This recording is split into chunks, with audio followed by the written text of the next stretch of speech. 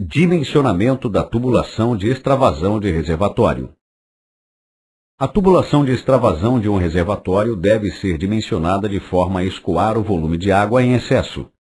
A NBR 5626 de 1998 recomenda que, em reservatórios de pequena capacidade, como é o caso em residências unifamiliares e pequenos edifícios comerciais, o diâmetro da tubulação de extravasão deve ser maior que o diâmetro do respectivo alimentador predial. Nestes casos, geralmente se adota uma bitola de tubo comercial imediatamente acima. A vazão a adotar no dimensionamento da tubulação de extravasão de reservatório elevado em sistema indireto por gravidade e também de reservatório inferior em sistema indireto com bombeamento RS-RI deve ser igual à vazão de projeto do correspondente alimentador predial. No caso de reservatório superior de sistema RS-RI, a vazão de projeto deve ser a mesma que a vazão adotada no conjunto de recalque.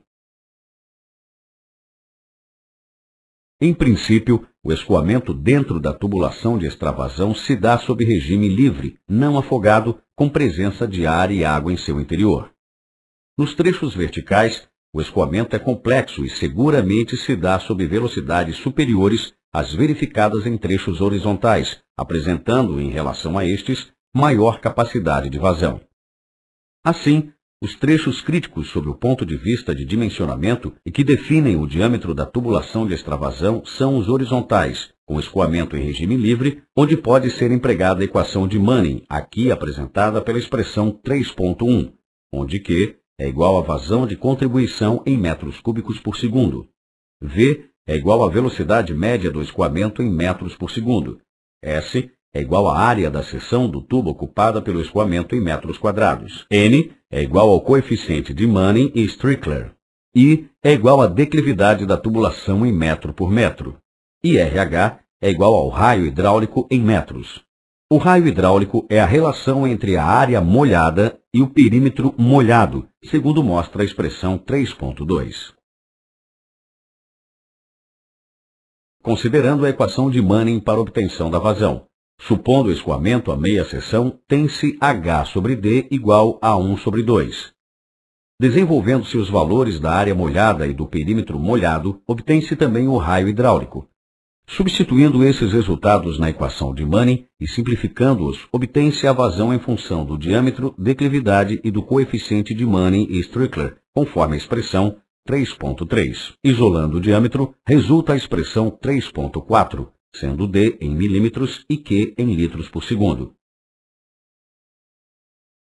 Ainda valendo-se da equação de Manning para um segundo caso. Supondo o escoamento a 3/4 de seção, tem-se H sobre D igual a 3 sobre 4. Da mesma forma que no caso de meia seção, utilizando-se de relações trigonométricas, obtém-se a área molhada, o perímetro molhado e, por conseguinte, o raio hidráulico. Substituindo esses resultados na equação de Manning, obtém-se a expressão 4.5, que indica a vazão do escoamento. Isolando o diâmetro, resulta a expressão 3.6. Aplicando as expressões anteriores de vazão com escoamento a meia seção e 3/4 de seção para valores de diâmetros comerciais nominais de tubulações para declividades entre 1% e 5%, resultam as tabelas 3.1 e 3.2, aqui apresentadas resumidamente. A versão integral é obtida no ambiente da biblioteca.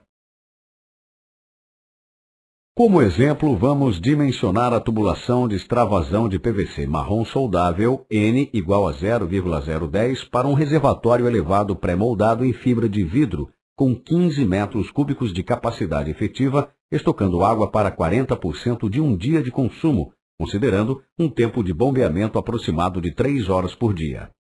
A. Determinação da vazão ingressante ao reservatório elevado, dada pela instalação elevatória. Da obtenção do consumo médio diário, determina-se a vazão de suprimento. Neste caso, resultou em 3,47 litros por segundo. B. Diâmetro do extravasor do reservatório elevado. Supondo declividade de 2% para os trechos horizontais da tubulação de extravasão, com aproveitamento de 3/4 da seção interna para o escoamento líquido, e entrando na tabela 4.2 com Q igual a 3,47 litros por segundo, resulta em diâmetro nominal de 100 milímetros.